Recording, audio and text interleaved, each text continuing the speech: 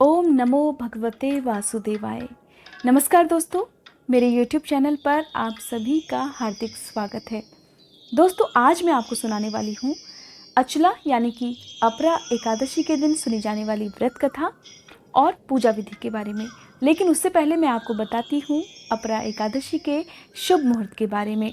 कब से लेकर कब तक एकादशी की तिथि रहने वाली है और व्रत के पारण का मुहूर्त क्या रहेगा, जानते हैं दोस्तों इस बारे में। अपरा एकादशी का व्रत रखा जाएगा 6 जून रविवार को और एकादशी तिथि प्रारंभ हो रही है 5 जून की सुबह 4:07 से और यह तिथि समाप्त हो रही है 6 जून की सुबह 6:19 पर। द्वादशी तिथि है 7 जून सोमवार के दिन और व्रत का पारण हमेशा द्वादशी तिथि के दिन ही किया जाता है।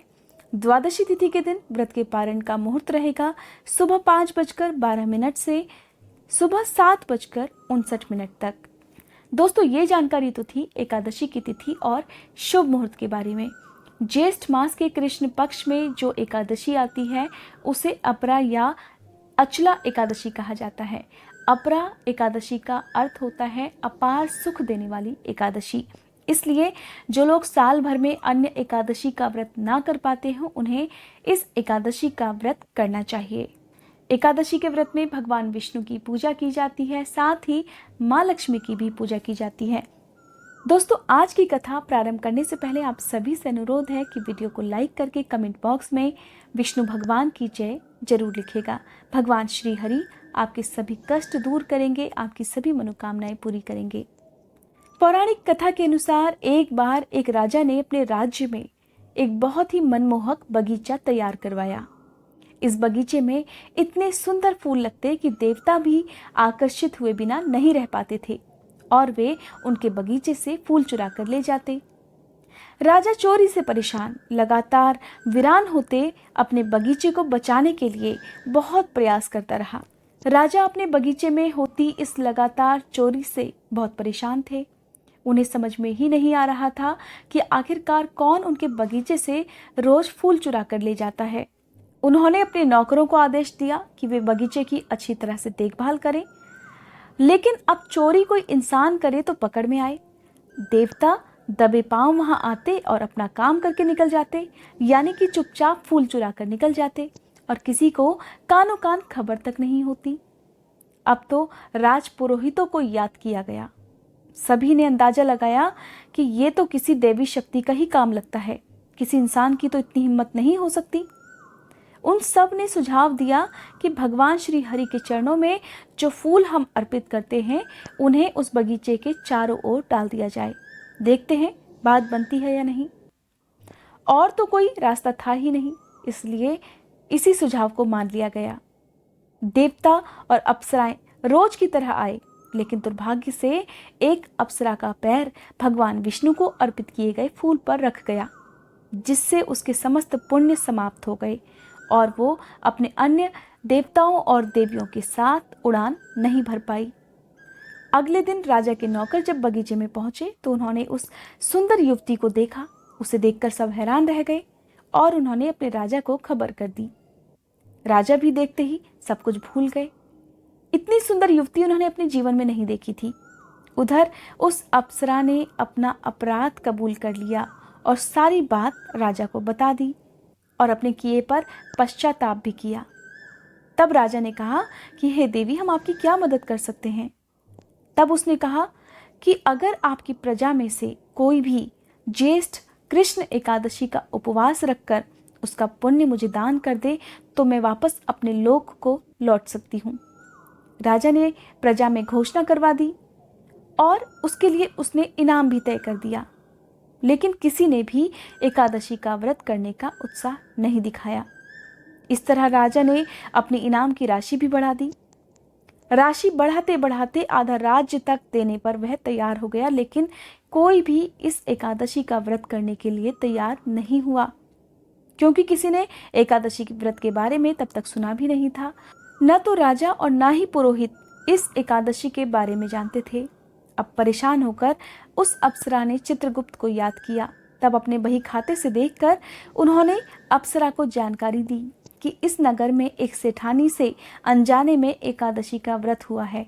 अगर वह संकल्प लेकर व्रत का पुण्य तुम्हें दान कर देती है तब तुम्हारा काम हो सकता है, तभी तुम अपने लोक को वापस लौट सकती हो। अप्सरा ने ये बात राजा को बता दी। राजा ने अपने नगर में भेजकर ससम्मान सेठ और सेठानी को बुलवा लिया। पुरोहितों द्वारा व्रत का संकल्प करवाया गया और तब सेठानी ने अपने व्रत का पुण्य उस अप्सरा को दान में दे दिया, जिससे अप्सरा राजा और प्रजा का धन्यवाद कर स्वर्गलोक वापस लौट गई। राजा ने भी अपना वचन निभाया और अपने वचन के अनुसार उसने सेठ सेठानी को अपना आधा राज्य दान में दे दिया। राजा अब तक एकादशी के महत्व को समझ चुका था। तब राजा ने अपने नगर में घोषणा करवाई कि आज से सभी लोग ज्येष्ठ माह के कृष्ण पक्ष की इस एकादशी का व्रत किया करेंगे। और उसके बाद स्वयं राजा ने भी इस एकादशी के व्रत को किया, जिसके प्रभाव से उसकी प्रजा उसे और अधिक प्यार करने लगी। इस तरह राजा अपने राज्य में निसंकोच और खुशी से राज्य करने लगा। दोस्तों, यह थी अपरा एकादशी की व्रत कथा। अब जान लेते हैं पूजा विधि के बारे में। किसी भी व्रत को प्रारंभ करने से पहले व्रत का संकल्प लेना जरूरी होता है। इसलिए सुबह ब्रह्म मुहूर्त में उठकर स्नान करने के बाद हाथ में जल या फिर फूल लेकर व्रत का संकल्प लेना चाहिए। उसके बाद भगवान विष्णु और माँ लक्ष्मी की विधिवत पूजा करने के बाद अपना व्रत प्रारंभ करना चाहिए। आज के दिन पूजा में आप भगवान विष्णु की मूर्ति की स्थापना करिए। एक चौकी पर आप भगवान विष्णु की मूर्ति या फिर तस्वीर की स्थापना कर लीजिए। भगवान विष्णु को आज के दिन पीले फूल, पीले फल अर्पित करने चाहिए। आज के दिन चंदन का तिलक भगवान विष्णु को जरूर लगाना चाहिए। ओम नमो भगवते वासुदेवाय, इस मंत्र का जाप करते हुए आप भगवान विष्णु की पूजा करिए। और अगर संभव हो, अगर आप स्वयं पाठ कर सकते हो तो विष्णु सहस्त्र नाम का पाठ करना आज के दिन बहुत शुभ माना जाता है। आप चाहें तो इस पाठ को आप सुन भी सकते हैं। आज की पूजा में पंचामृत या श्रीखंड का भोग भगवान विष्णु को लगाया जाता है।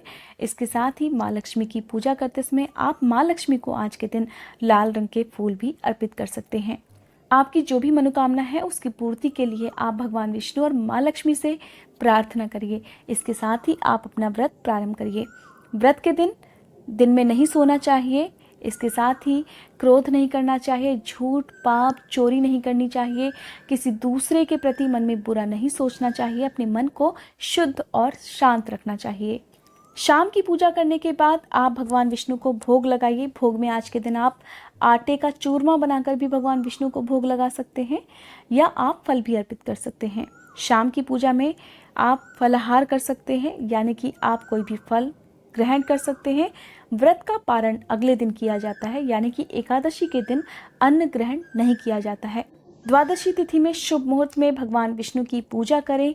इसके साथ ही किसी ब्राह्मण को या किसी निर्धन व्यक्ति को दक्षिणा देकर या भरपेट भोजन कराने के बाद ही अपने व्रत का पारण करना चाहिए। दोस्तों, अगर किसी वजह से आप दक्षिणा ना दे पाएं या भरपेट भोजन ना करा पाएं, तब आप कुछ पैसे उठाकर रख दीजिए।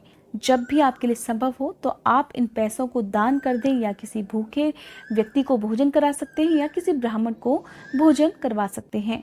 व्रत का पारण करने से पहले आप किसी गाय को हरा चारा या फिर गुड़ और रोटी भी खिला सकते हैं। द्वादशी तिथि के दिन व्रत की कथा भी जरूर सुननी चाहिए। इसके साथ ही संभव हो तो विष्णु चालीसा का पाठ करें और उसके बाद आप अपनी पूजा संपन्न कर अपने व्रत का पारण कर सकते हैं। दोस्तों, यह थी आज की वीडियो। उम्मीद करती हूँ ये वीडियो आपको पसंद आई होगी। अगर आपको ये वीडियो पसंद आई हो तो इस वीडियो को लाइक, शेयर और सब्सक्राइब करना मत भूलिएगा।